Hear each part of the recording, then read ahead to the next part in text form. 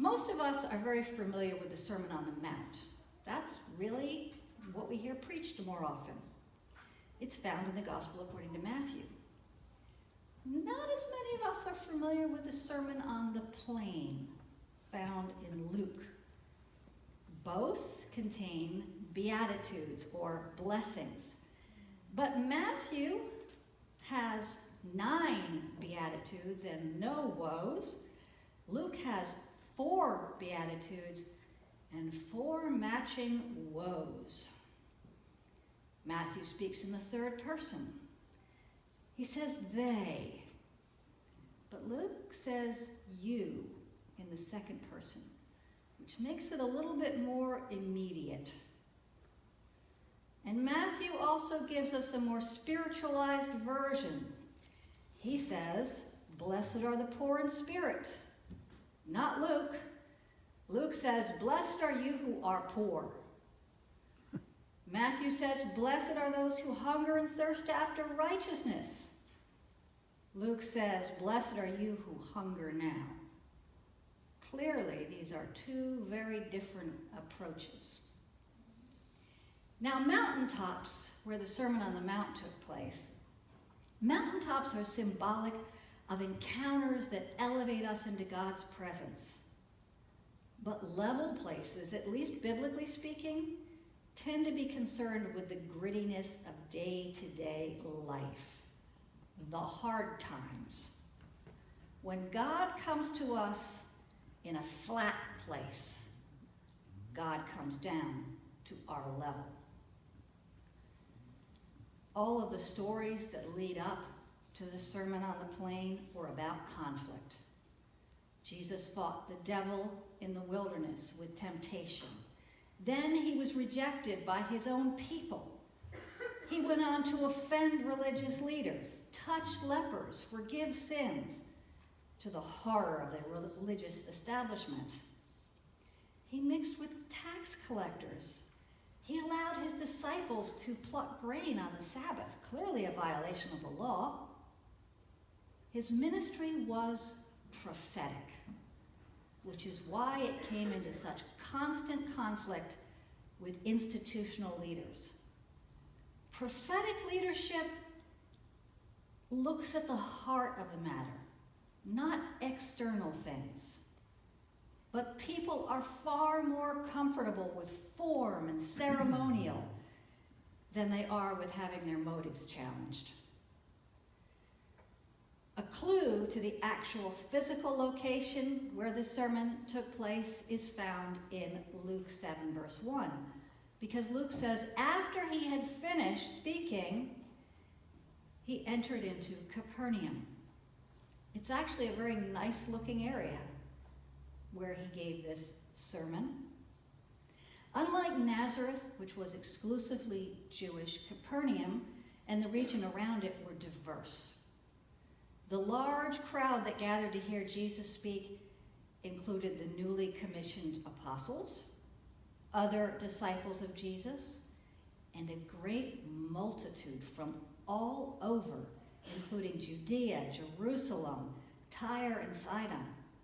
The crowd then would have included everyone from the most conservative Jews from the southern regions and those, sort of slackers from off near the coast. Those, they're Jewish, but they don't really keep the law like we keep the law people.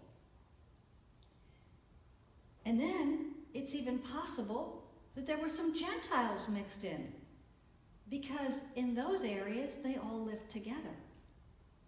It was a real hodgepodge of faith and belief and practice, and they came because they heard that Jesus could heal people and deliver people from troubling demonic spirits, which in their understanding is probably what we would consider mental illness today.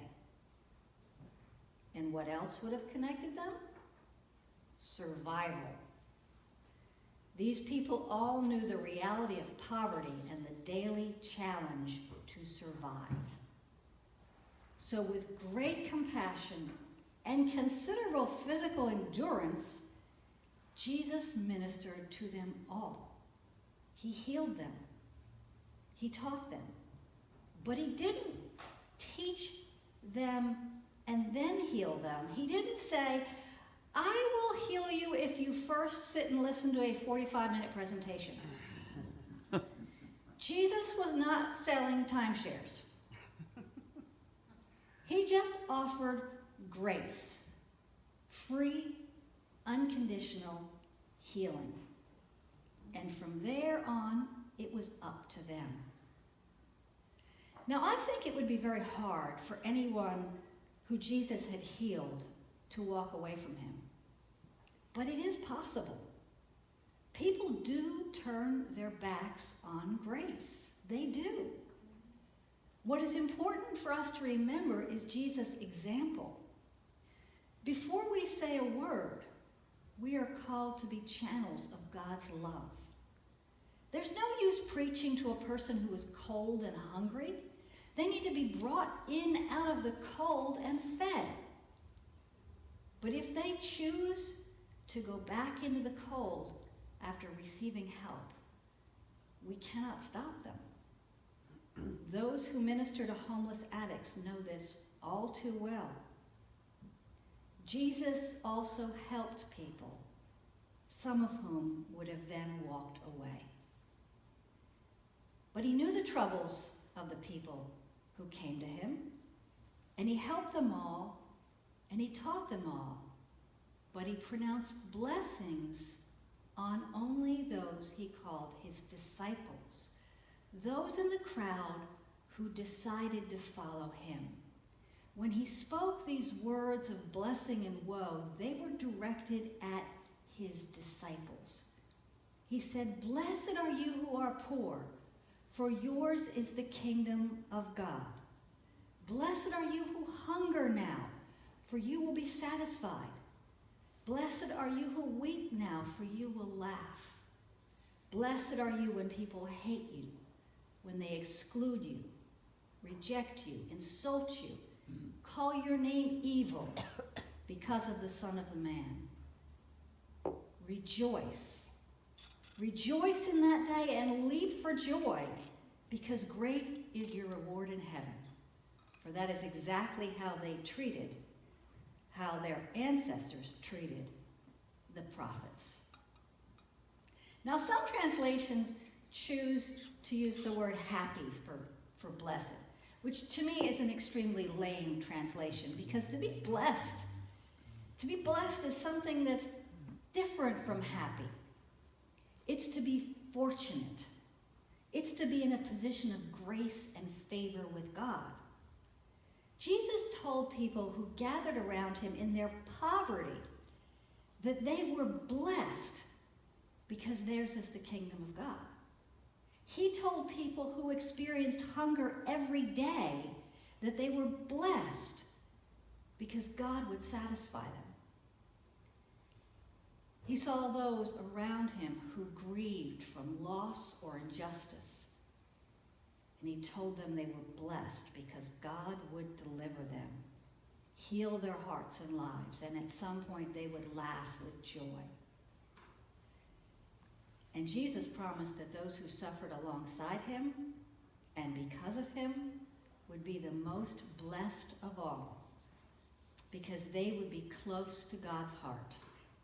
If we are insulted, rejected, excluded, and persecuted because of Jesus, it's really Jesus who is the target of that hatred.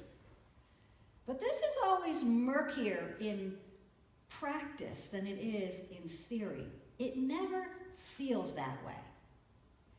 It would be so much easier if being persecuted for Jesus came with clear-cut rules, wouldn't it? I mean, wouldn't it be nice if someone came along and insulted, rejected, and excluded us, and then clearly said, "Oh, and by the way, this is because you're a Christian"? Then we would know. Then we would go, "Oh yeah, I'm being persecuted because of Christ, and so I should be happy." But this happens in some parts of the world, but not in our world, and not even often in other parts of the world. It's not that straightforward. Now, I have noticed, and you I'm sure have noticed too, that there are some in our society who claim to be undergoing persecution for their faith.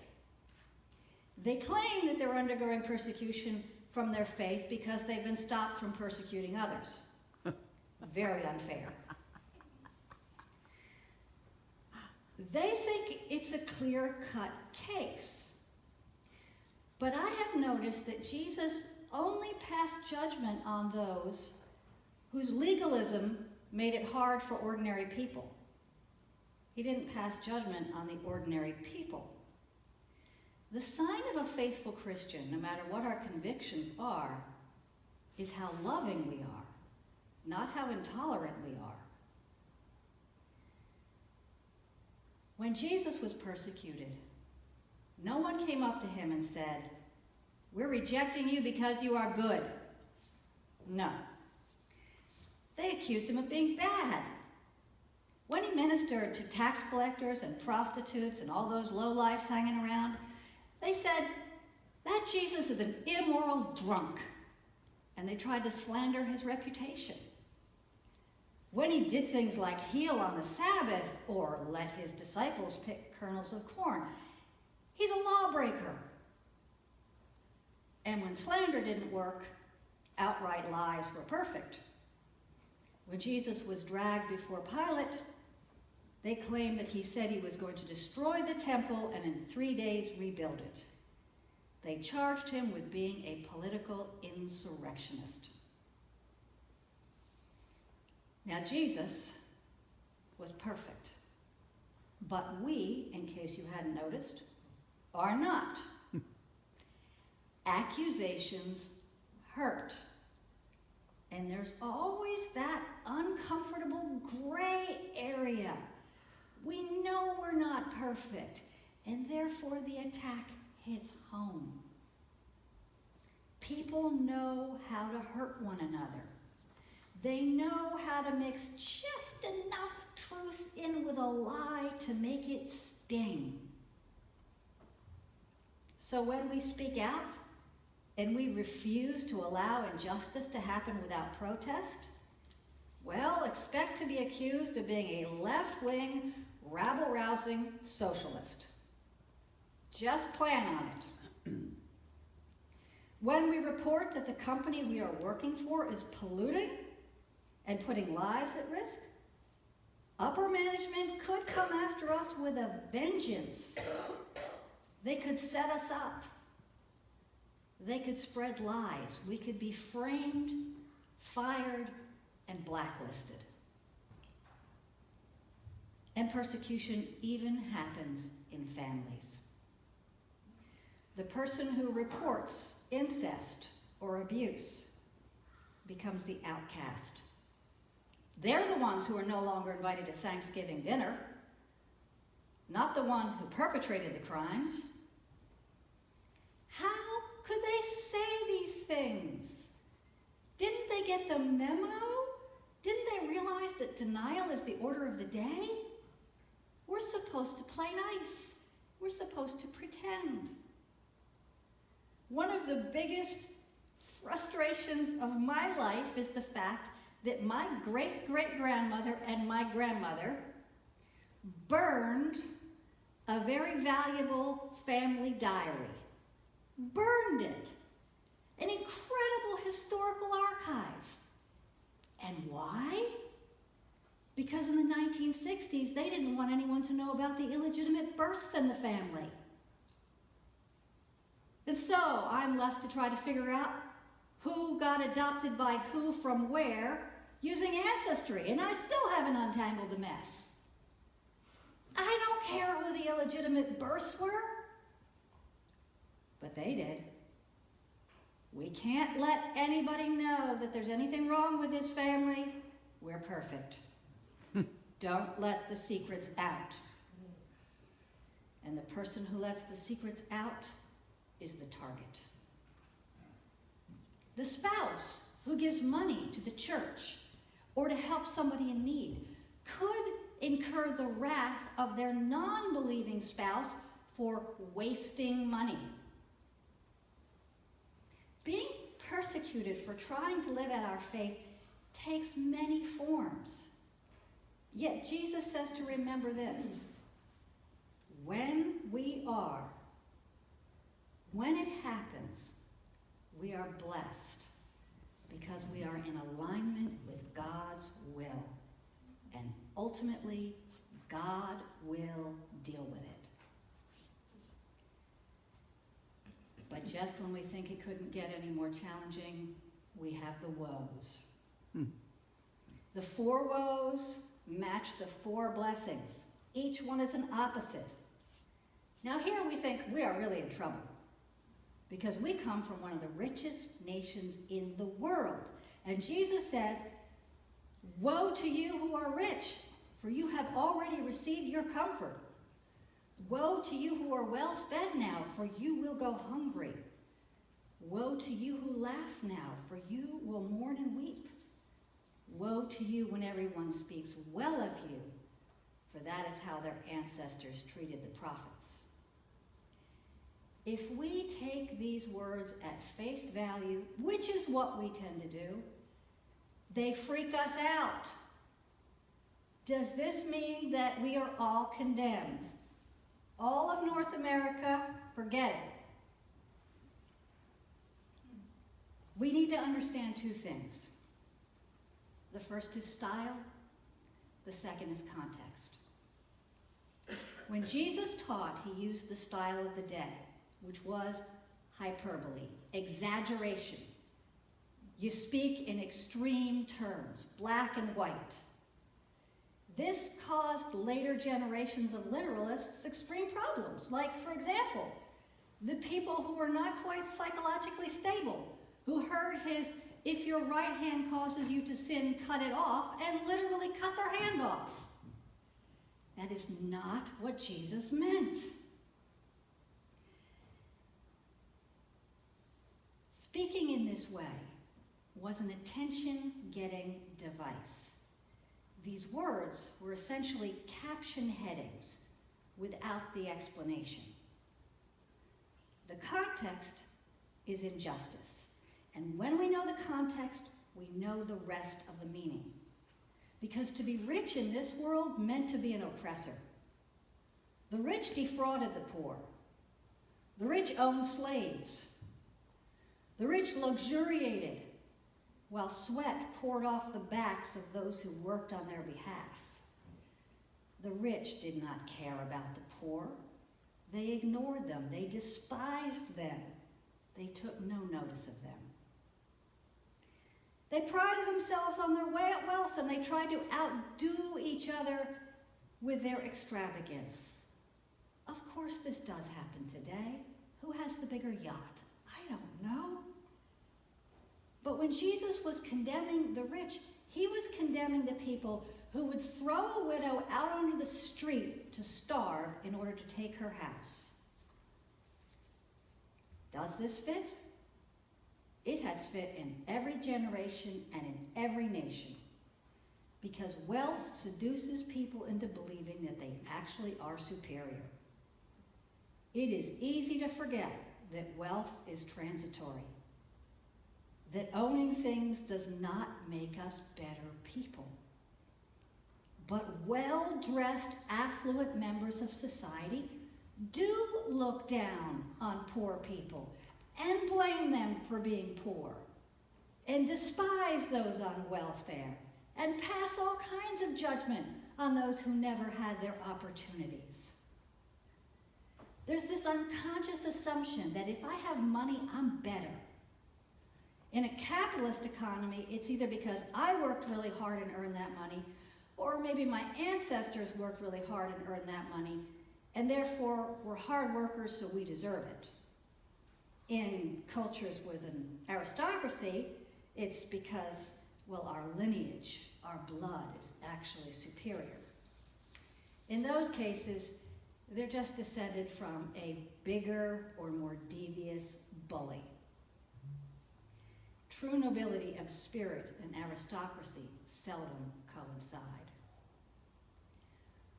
The warning that Jesus uttered to the rich was of those who were arrogant and whose identity itself was tied up in what they owned.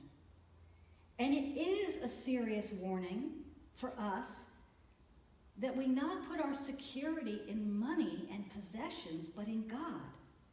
And because we do have more money than most of the rest of the world, this is a temptation that we face.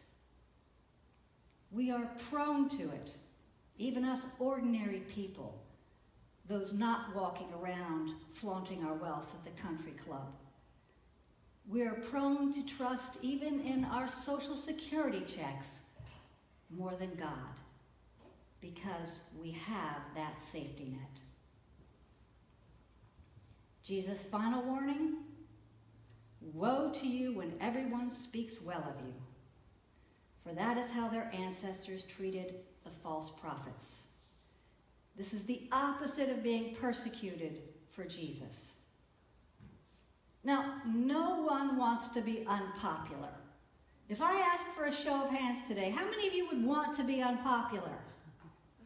No takers. Nobody wants to be unpopular. And we have all come to realize just how fragile reputations are with the internet. Past crimes and mistakes pop up every day.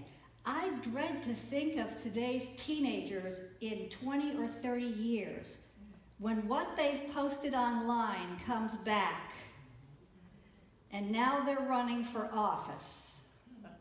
I cringe. But Jesus was speaking about the kind of popularity that comes with a loss of integrity.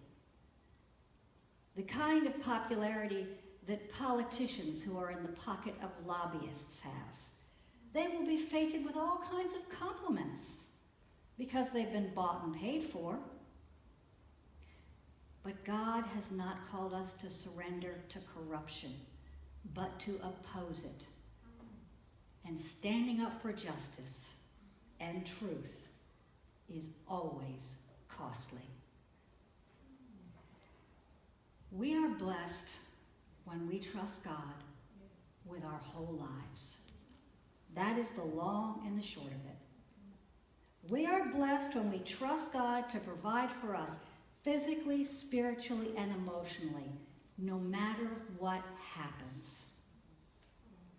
It requires nothing less of us than our total commitment of our whole lives.